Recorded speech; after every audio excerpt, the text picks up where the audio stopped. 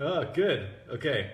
I had a plan and it's not working. So, anyhow, click for sound. That's what we're hoping for. Welcome to Healthy. And I was trying to get a fancy face. Oh, there it is. Look at me. 2017. Happy New Year. That's the whole point of this. And I was trying to get this funny hat going on.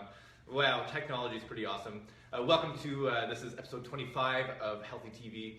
And I'm really excited. First show of 2017. We've got big plans for this year, and one of the big things is I really want to make sure that that we really start to provide even greater value to you, so that we are giving you just the best strategies and tips to improve your health. That's really the whole purpose. So because it's the very first day, early in 2017, I'm sure a lot of you have maybe determined some goals, and maybe you got some results that you're looking for in 2017. I'd love to hear about those, but the ones that relate to your health particularly, because maybe we can help. And so if you want to put those below, it really can help to inspire people if you share your goals and maybe give some ideas to some other people. If you haven't thought of any yet, maybe spend some time tonight and come back under the video. You'll be able to comment as we move forward. So the topic for tonight, what do bars have to do with your health, and why the heck is Dr. John talking about going to the bar? Well, I'm going to get into that in a moment, but first I had a quick announcement. Those of you who are local here in Canada or in Ottawa, Dr. Hawks and I are actually participating in a New Year's health show which is happening at Cardish, which is Cardish is a great health food store. It's actually, we're going to be at two locations. So we're going to be at the Canada location, which is in just beyond the Canada Centrum, and then also at the Westboro location. We're going to be answering questions and assessing in people's spines and nervous systems, and really just there to help people make improvements to their health. Weird hat, because that's going to be pretty annoying. There we go. There I am. So what do bars have to do with your health? And I think that, of course, you probably figured it out. I'm not actually talking about going to the bar, although I am not opposed to going to the bar every now and then. But what I'm actually talking about is the acronym BAR. And this really, I think, at this time of year in particular, we're all talking, most of us are thinking about the results that we want in 2017. And really, when you kind of boil it all down, results simply come from the actions you take or don't take, right? And if you want to change the results that you have, let's say around your health, then that means you need to change your actions. Okay, maybe you need to start doing some things, maybe you need to stop doing some things. And that kind of leads to the next question, is like, where do actions actually come from? Like, how do you decide what actions to take or not to take? And those are actually rooted, your actions ultimately come from what you believe, so your belief system. So we have this acronym BAR. So beliefs really dictate your actions, and actions ultimately all add up to really equate to your results. Okay, and you can apply this across all aspects of your life, but today we're going to talk about health. So your beliefs around health are really going to dictate largely, the actions that you choose to take or not take as it relates to, say, diet, nutrition, whether you exercise or not, whether you get quality sleep or not, whether you maintain your relationships, whether you take time to nurture yourself, be introspective. Whether you believe those are beneficial or not is ultimately going to dictate whether you take action or not. And so what I thought I'd do today is go through a couple of the most destructive beliefs. I think it's probably easiest to start with identifying beliefs that are really common, that we see move people away from health rather than toward. And they're really common beliefs that I think everyone is going to identify with. There's certainly ones that I've held in the past, so there's no judgment. But I do think that it's important that I point them out so that you can work to get them out of your mind, right? To change those beliefs. Because ultimately that's the only way. If you're not happy with the results that you're getting, then really you need to change the beliefs that are dictating your actions. It's as simple as that. So I'm going to go through three examples. And the first one, this statement is one that we hear all the time in our office, and that's that I feel good, therefore I'm healthy. or similar statements around that, like, oh, I didn't think I had any problems, so because I felt good, I had no pain, or maybe I had a reasonable amount of energy, or there's no indication that I was sick. Therefore, the assumption is that you're healthy. And this is the reason why most of us hold this belief, is because it's really what we're taught, like through our culture, all the way, parents, teachers, our public healthcare system, all are really based around this idea, I would call a false belief, that unless you are expressing like obvious symptoms, like a problem, then it really means you're healthy. And this, ultimately, if you follow that through, it leads to the action of, whether you choose to do things to improve your health or not. And even just a simple example of this that we've all probably been through, if you believe that, like, I feel good, therefore I'm healthy, and so you basically, the only time you consider yourself unhealthy is when you have a noticeable problem. That's the only time that you're likely to take action, right? And that's why our emergency rooms are full.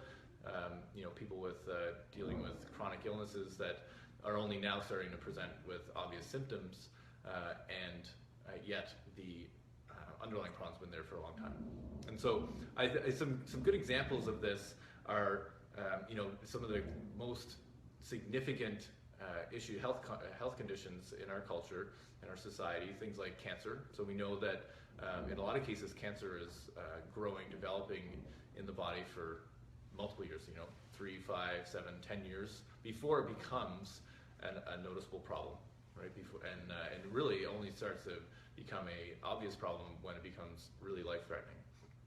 Similarly, heart disease, we know that only about 50% of people who have heart disease, their first symptom, so the first they're aware of it, is a heart attack, right? So imagine you don't feel different until you have a heart attack. How scary is that?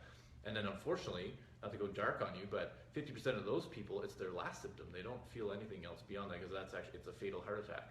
So, but clearly there was heart disease present. They were unhealthy prior to that. Another example is like diabetes, something that the blood sugar dysregulation, which would be the fancy way of describing that, that's going on for many years before people start to experience whether it's fatigue or issues with blood flow, other challenges that come from diabetes. Those things only start to present once it's been going on for a long time. Okay, so the point is that feeling good is part of being healthy, but it's not a good criteria to judge your health. To replace that belief with I would consider like a true belief, is that the only way to know if you're truly healthy, there's really two things. You can test, so you can actually measure function, and so you can do that through various. Actually, I won't go into that topic, but if you have any questions about that, feel free to send me a message. And the other way is actually to align your actions based on what we know moves your body toward health. And so those are things, this is what we teach all the time in the office through the Life by Design model for health. And these things that you can find out, it's really based on logic and science. So what do logic and science tell us the body requires in order to be healthy? Okay, so that's the number one. So if you do share that belief, I'm healthy, I feel good, therefore I'm healthy, I would suggest get rid of that belief and replace it with a better one. The second belief is everything in moderation, something that is a bit of a pet peeve of mine, but we hear this all the time. I think a lot of people just use this as kind of like a throwaway statement. Often it's used, let's say, in relation to indulging in some food that you wouldn't normally eat, like I'm gonna have a big piece of chocolate cake, like, oh, well, everything in moderation. And I think the meaning that people, they kind of like, when they throw out that statement, it's like, well, there's no, like, this isn't gonna hurt me, like, I don't do this all the time, so there's no negative consequences. They probably don't think about it in those terms, but I think that's what people unconsciously mean when they say it. And the problem is that actually every action you take has a consequence. So every choice you make has a consequence, whether it's good or bad. And as it relates to your health, that piece of chocolate cake has negative consequences. You can choose to accept those consequences, that's fine. But I think using the term everything in moderation actually it's like it absolves you from taking those like responsibility for those consequences, and that's not a good thing, because if you just multiply that over and over again, what happens? In fact, I think it's kind of ironic, but the outcome, right? If that you hold that belief, everything in moderation, that dictates your actions, which means okay, you're not really ever gonna be extreme about anything as it relates to your health. The ultimate result is you get moderate results, right? You're only going to have moderate success in terms of your physical health, mental, emotional health, and in fact, it's kind of like mediocrity is how I would look at it. So I certainly don't have any interest in being mediocre when it comes to my health, so I don't subscribe to that belief. In fact, I think every choice matters.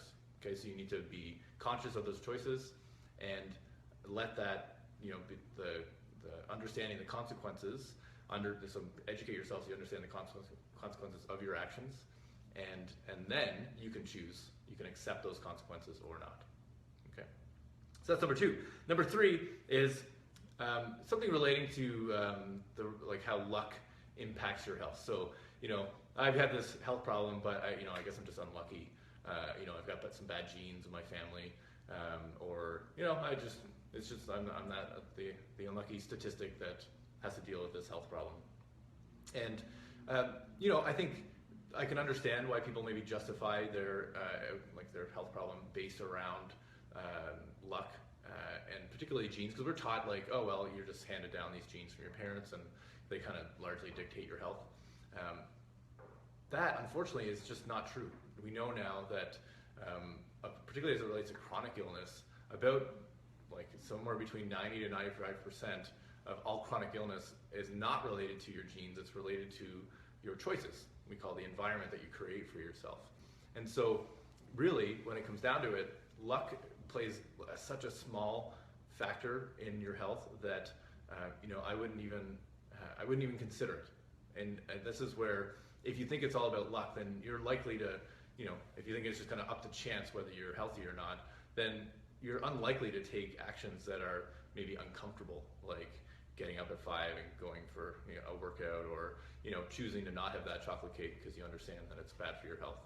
So it's really important that you actually understand that actually you are responsible for your health, and there's an empowering side to that. It's that you actually hold the control, the power in determining your health, largely. So those are I think the top 3 most destructive beliefs, and they need to be replaced with healthier beliefs. So that's what actually we teach. We just ran through our Think by Design seminar last night. The next one won't be until April, but if you're looking for information on how you can maybe replace some poor beliefs with some better beliefs, put the comment below, send me a private message. I'm happy to share our Think by Design manual. There's some great information in there. And come see us at Cardish, whether you're in Canada or Westboro, on Saturday. It's from 11 to 3, right? 11 to 3. 11 to 3. So we'll be there. We'll be answering questions. We'll be addressing any of your health concerns and helping you ultimately to make those create those results in 2017 that you're looking for. All right, so thanks for your attention. We'll see you next week.